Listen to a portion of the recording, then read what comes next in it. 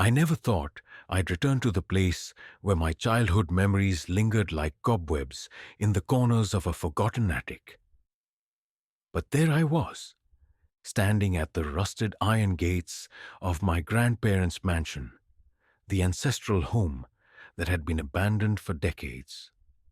The air was damp, heavy with the scent of moss and decay, as if the house itself had been breathing in shadows all these years. The mansion loomed before me like a slumbering giant, its cracked facade and broken windows silently accusing me of intruding. As a child, I had only vague recollections of this place. Warm summers spent chasing fireflies, my grandmother's soft humming echoing through the halls, and my grandfather's stern face that rarely cracked a smile. But something about the house had always felt off. My parents never talked about it, and after my grandparents' deaths, we never returned. Until now? The letter had arrived 2 weeks ago. A legal notice from a firm I'd never heard of, claiming I was the last remaining heir to the estate. Along with the deed, they had sent a handwritten note, yellowed and smudged with age. Come home, the truth awaits you. The words had sent a chill down my spine, yet curiosity had overpowered my hesitation. And so here I was, clutching the old brass key in one hand and my phone in the other, debating whether to turn back. But something about the house seemed to pull me in, like an unseen force, whispering my name. I pushed the creaking gate open, its hinges screaming in protest, and stepped onto the overgrown path leading to the front door. The silence was unnerving, broken only by the crunch of dead leaves beneath my boots. As I approached, I noticed the carvings on the wooden door, intricate patterns of vines and symbols that seemed oddly familiar, though I couldn't recall why. The key slid into the lock with surprising ease, and the door swung open with a groan, revealing the dim interior. Dust motes danced in the pale light, filtering through the cracked, stained glass windows.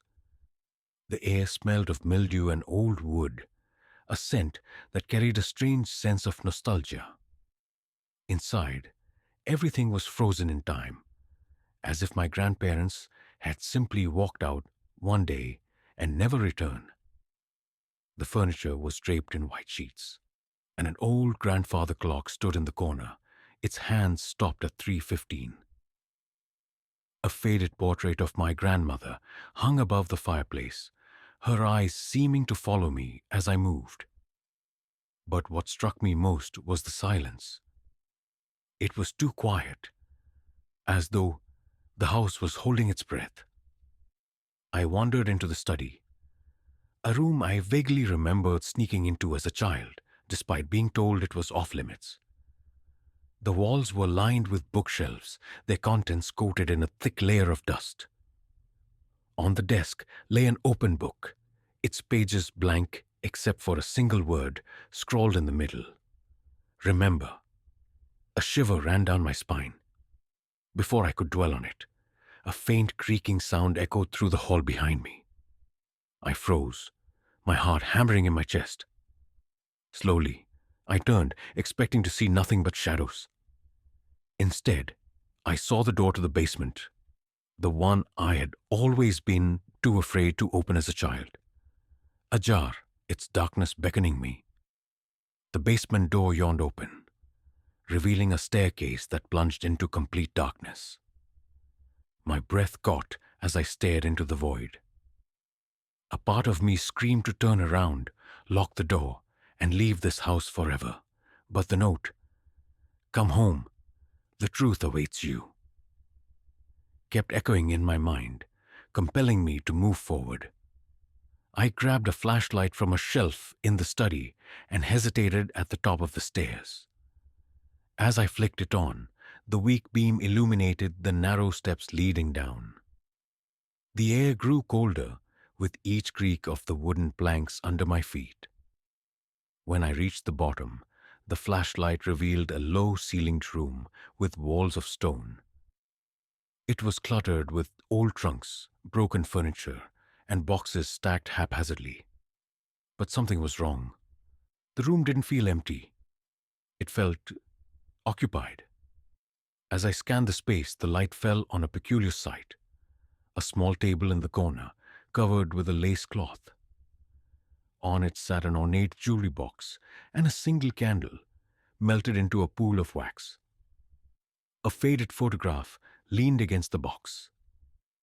I approached cautiously, my pulse quickening.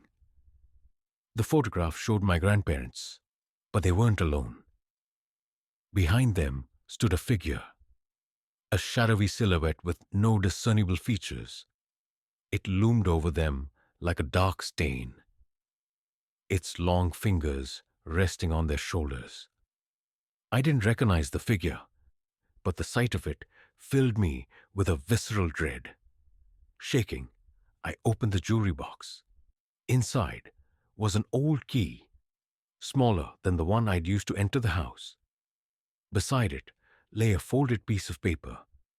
Unfolding it, I saw a hurriedly scrawled note in my grandfather's handwriting. We tried to bury it. If you found this, it's too late. It knows you're here." A sudden crash shattered the silence. I spun around, my flashlight beam bouncing wildly across the room. A stack of boxes had toppled over, spilling their contents onto the floor. Among the debris was a strange wooden chest, its surface engraved with the same symbols I'd seen on the front door. I approached the chest, my hands trembling as I lifted the lid.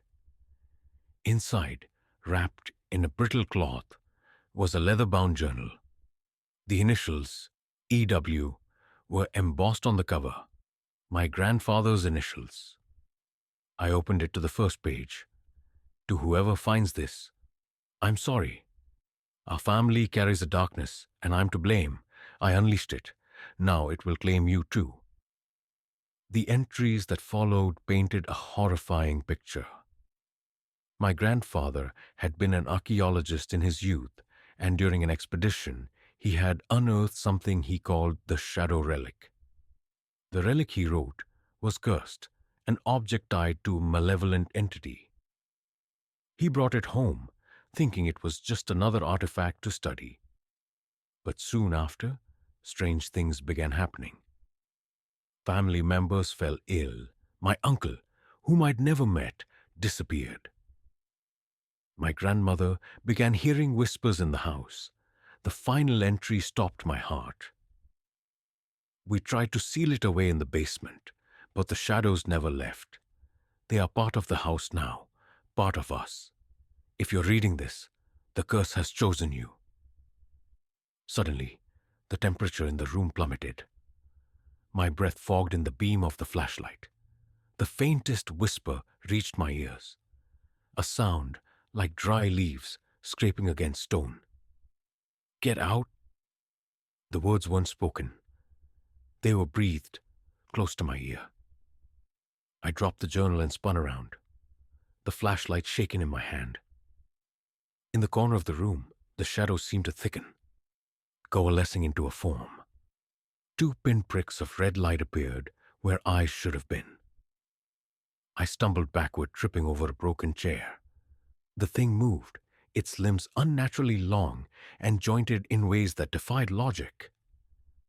It didn't walk, it glided, its presence suffocating. I scrambled to my feet and ran up the stairs, slamming the basement door behind me. My hands fumbled with the lock as I heard the thing below, its voice seeping through the wood. "You can't leave. You're part of this now." I bolted for the front door, my heart pounding like a drum. As I reached the threshold, something stopped me. A pull, as though the house itself wouldn't let me go. I turned to see the portrait of my grandmother above the fireplace. Her face had changed. Her eyes were no longer kind.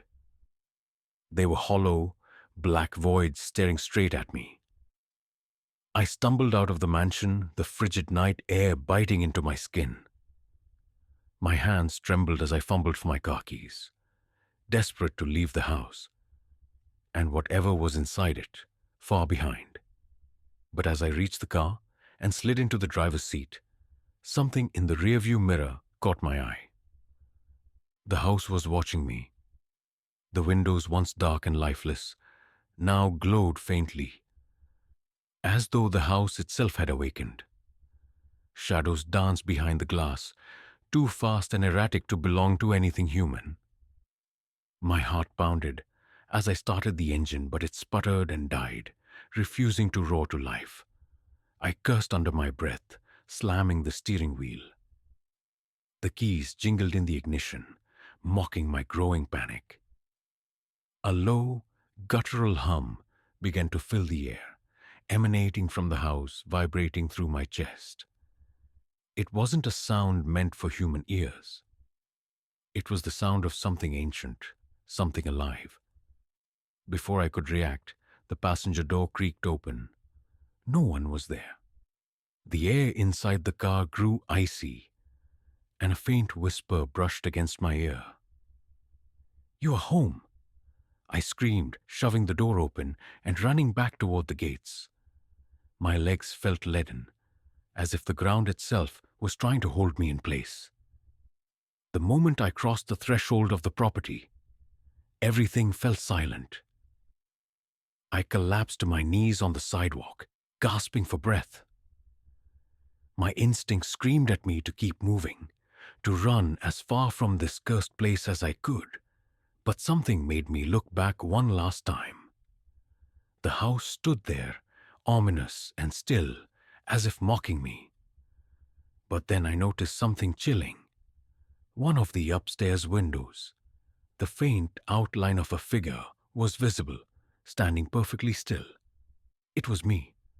My reflection was inside the house, staring down at me, its eyes glowing faintly red. I didn't wait to understand. I ran, not caring where I went, as long as it was far away. A temporary escape. I checked into a small motel on the outskirts of town, locking and bolting the door behind me. My hands wouldn't stop shaking as I paced the room, trying to make sense of what had just happened. The journal, the figure, the whispering shadows.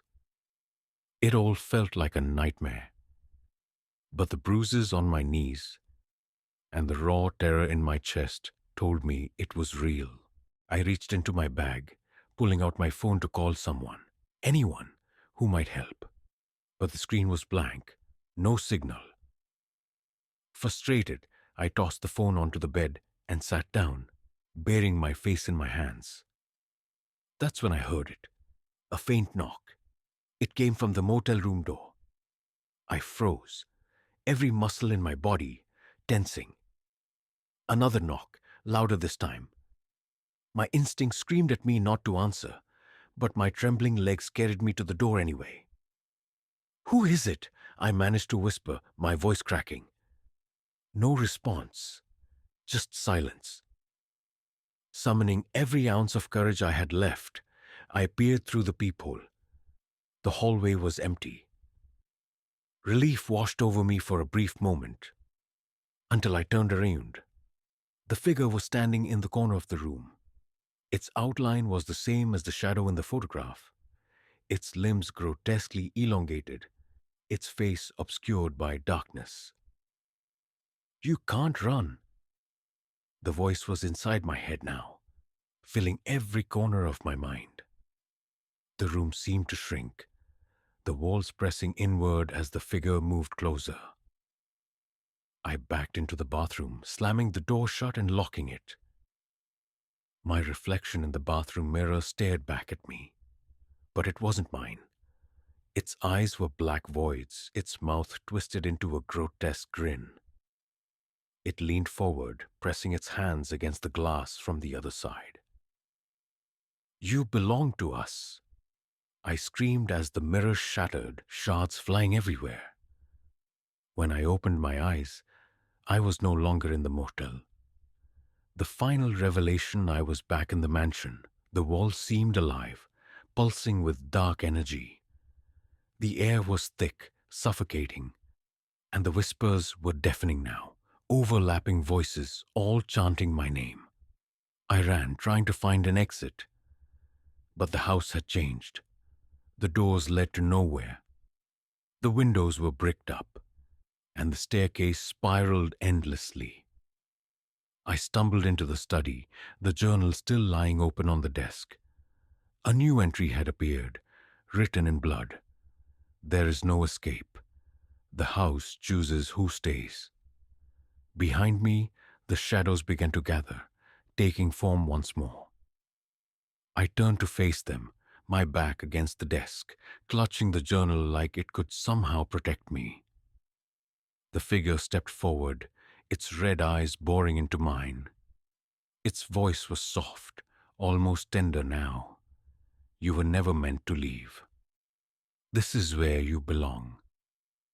This is where your story ends. And then, everything went dark. Epilogue. They found my car abandoned outside the mansion. The keys still in the ignition. The locals say the house is cursed, that everyone who enters either disappears or goes mad. But no one really knows the truth. Because I'm still here. Trapped.